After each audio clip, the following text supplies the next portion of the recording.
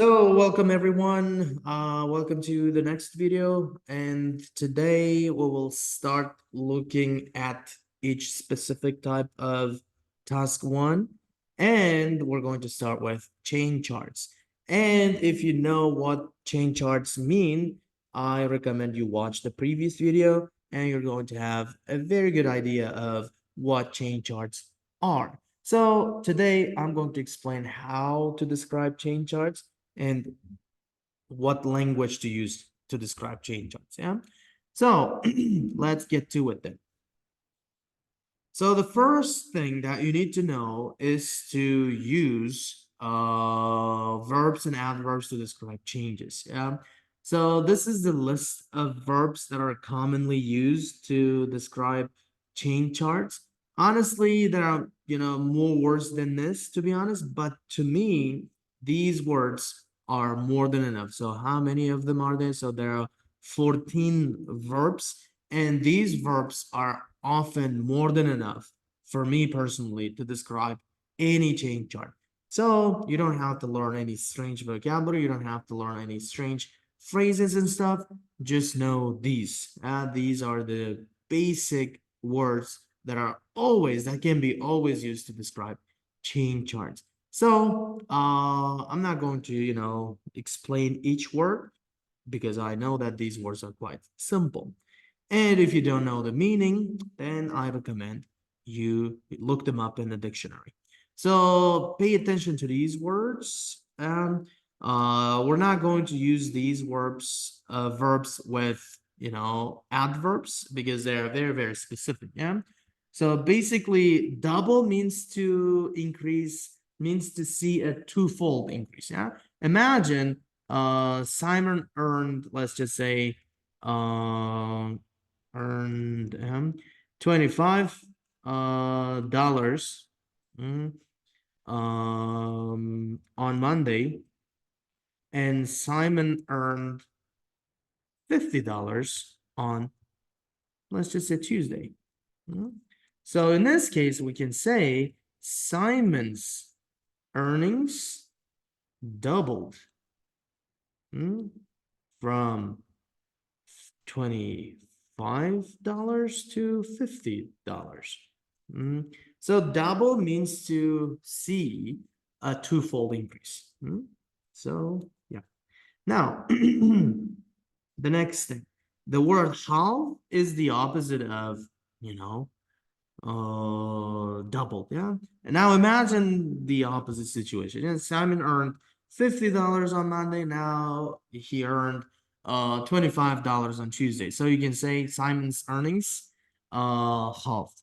I guess you understood that, right? Now look at these. You need to check these verbs as well because they have very specific meanings. And fluctuate means to go up and down. Remain stable. I guess you know what remain stable means, right? And level off is the synonym for remain stable. And recover means to improve after dropping.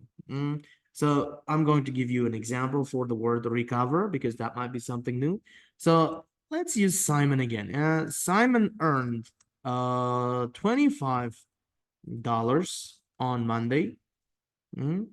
And he earned $20 on Tuesday, but he earned, let's just say, $40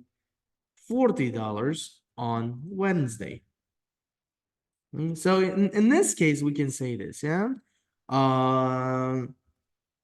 Simon's earnings dropped or fell from $25 to $20, but then recovered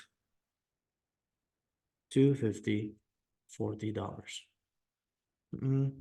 So you can use recover in this way. Yeah, the figure must fall before increasing. Yeah, in that case, you can use the word recover. Yeah.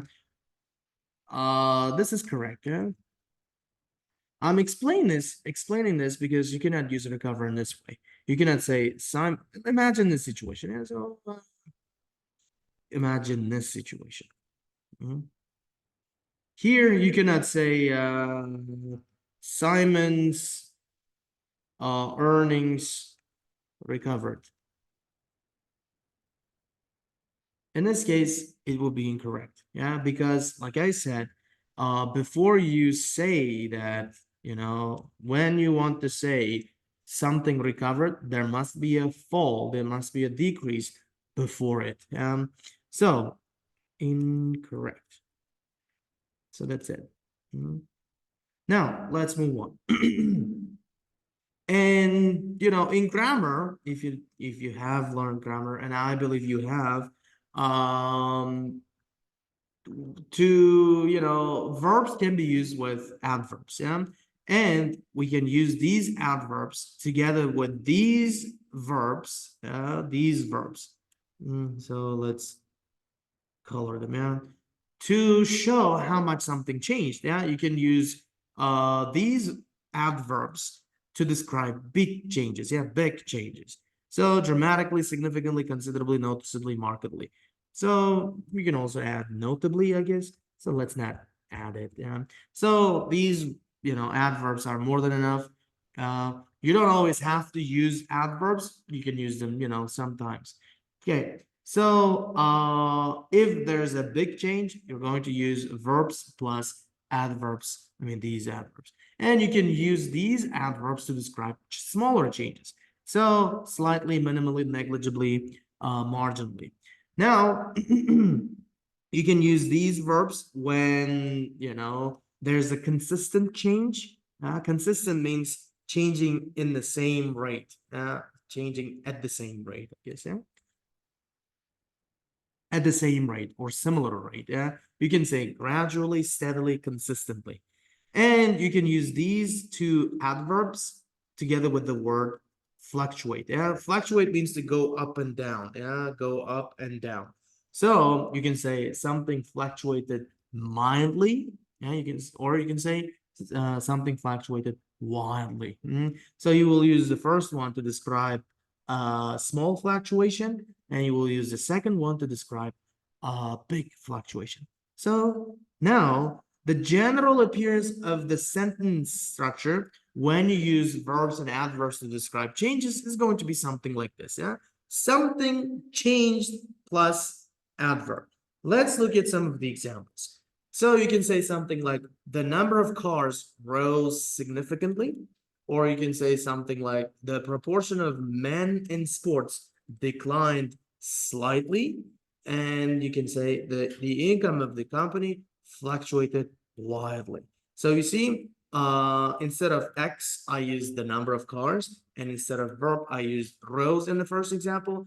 And to describe the change, if it's a big or small change, I showed that it's a big change by using the word noticeably. And the same thing happened with the second example. I used the word decline, and to show that it's a small change, I use the word slightly. So in the third example, to show the range of fluctuation, rate of fluctuation, I use wildly, yeah, because it means that it fluctuated wildly, not just small, yeah, widely. So this is how you should use verb sentence structures. So during the lessons, we're going to use them, 100 times probably, maybe more than that. So you will learn these. I will attach some examples for you to do with these sentence structures as well. So you will, practice them yourself. Okay. Now let's talk about nouns and adjectives. In writing, it's important that you show your language skills by using different types of sentence structures. You need to show the examiner that you know English well, you have studied English grammar well, and you know it, and you know how to use them in the right context. And one of the best ways to do that is to use different word forms. For example, if you can use the word increase as a verb, you should show the examiner that you can use the noun structure as well. Not, not the same old, let's just say, verb, adverb, sentence structure. Just try to use a mixture of sentence structures. You will use verbs and adverbs, and you will also use nouns and adjectives. So let me explain how adjectives, as noun, adjective, sentence structures work. So basically, remember those verbs here, and we turn some of them, most of them basically, into nouns. So the English language is one of the most interesting languages in this respect because a verb can be a noun at the same time, depending on the context and grammar, of course. So here's the list of the verbs that we have seen just a couple of minutes ago. Now um, you will look and check them out from your dictionaries or on the internet, because I'm not going to explain every single word that's written here, because I believe they are very, very basic. So now here's important information. And we don't use these phrases, the following phrases, let's just say following phrases in the noun structure. So remember the word remain stable. Yeah. So there's no noun version of it. Yeah. You don't use it as a noun, and you always use them as a verb. Yeah. These phrases cannot be used as nouns. Even if you do use them as nouns, I mean, they may sound quite strange. So avoid using these phrases as nouns. Yeah, we don't say remain stable, but instead we can say a period of stability. So I'm going to show you how to make up, noun, adjective, sentence structures, and then we can use this sentence. We can use this phrase. So we don't say level off as a noun. We don't use level off as a noun as well. So it's always a verb.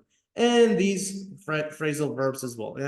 Go up and go down. We don't use them as noun sentence structures, in noun sentence structures. So now, again, to describe the range or to describe the extent, to describe how much something changed, we used verbs with adverbs. I didn't give you examples, but let me do it. Let me fix it here. For example, imagine Simon earned, again, Simon, $25 last week, but he earned $5,000 this week. So you can see that it's a big, big change. So you can say Simon's earnings increased. Increased. So remember the general sentence structure here. Simon's earnings. We use the verb. Now we need to show if it's a big change or a small change by including an adverb. So in this case, it's a big change. So we say, where was it? So we say increased dramatically, and dramatically from $25 to $5,000. So, I mean, it's a very simple thing, right? So we were looking at noun structures, and you can do the same thing with noun structures. To describe, for example, an improvement, if there's an improvement, you can use adjectives now. So this is one of the most frequently repeated mistakes that I see in students' essays or reports. So they often say something like this. Let me write it here. Never say something like this. Significantly increase. So this doesn't make sense, because grammatically with a noun, because you're using an article, right? You need to use an adjective. This is an adverb. You use adverbs with verbs or adjectives or with another adverb. So we never say this. Instead, we say this. So you should use these adverbs before nouns to describe the changes. Dramatic, significant. So all these, adverbs. Basically, I mean, all these adjectives. Basically, I turned those adverbs we previously saw to adjectives. It's very, very simple. Now, unlike the verb sentence structure, it's I mean, adjective noun structures are different. There is only one for the verb sentence structure. Yeah, here, exchange adverb. That's it. But when it comes to, noun structures, noun adjective structures, there are, three, I guess. So you can let's look at the first one. So you can say something like this, yeah. X sees, witnesses, undergoes, experiences, adjective plus noun. Adjective plus noun basically refers to the change. Yeah, as a noun, we use increase, rise, fall, decline, improvement, growth. Yeah, and instead of adjectives, we use these. Yeah. Now, let's look at some of the examples. So remember the verb structure that we, made up earlier, yeah, verb sentence structures. Now we're going to turn them into noun structures. Look what happens. Yeah? The number of cars, and we use the word see in past tense, in a past tense, and we include the article. Don't forget to include the article. And we include the adjective, and we include the noun as well. The number of cars saw a noticeable rise. That's very, very simple. Now let's look at the second example. The proportion of men in sports declined slightly. So we have a verb and adverb. So we're going to, turn them into noun and adjective. So we say something like this. The proportion of men in sports witnessed a slight decline. That's it, yeah? So that's X in the sentence, yeah? The formula, in the formula. And we use the word witness, and we use the article and adjective plus noun. So let's see the last one. The income of the company fluctuated wildly between 2000 and 2005. So now, again, we have a verb and an adverb. So we're going to turn them into noun and adjective. So this is how the sentence is going to look like. The income of the company experienced, you need to include a verb here, yeah? Experienced, undergo, see, yeah? Wild fluctuation. Don't forget to include the article as well. So adjective plus noun. So you need to understand one thing. It's a very basic thing if you've studied grammar. We mostly use adjectives before nouns. You don't say something like the income of the company experienced fluctuation wild. We don't say that because that's grammatically incorrect. So now let's look at the second type of noun adjective structures. Yeah. So we can use now there was, or let's just say there is an. So again, article plus adjective and noun. So adjective and noun basically means the change and how big or small the change was. Okay. Now, X basically what changed. Yeah. For example, we're going to, took the same example again, and we're going to rephrase it using this sentence structure. Yeah. Instead of saying the number of cars saw a noticeable rise, we can say there was a noticeable rise in the number of cars. Okay. So there was critical, a noticeable rise, change, and we included what changed in the last part of the sentence. So next one, the proportion of men in sports witnessed a slight decline. So we saw the sentence previously. So instead of saying this, we can say this. There was a slight decline in the proportion of men in sports. So we started with there was, and we included the article, and we included the noun, adjective together, and we included what changed in the last part of the sentence. So that's how things work. Now, the next sentence structure with adjective nouns. So this time we're going to start with the change itself. Yeah, you include the article, indefinite article, and you include the change, adjective plus noun, and you're going to use a passive tense here. Yeah, remember this. We use passive tenses. So use a passive tense.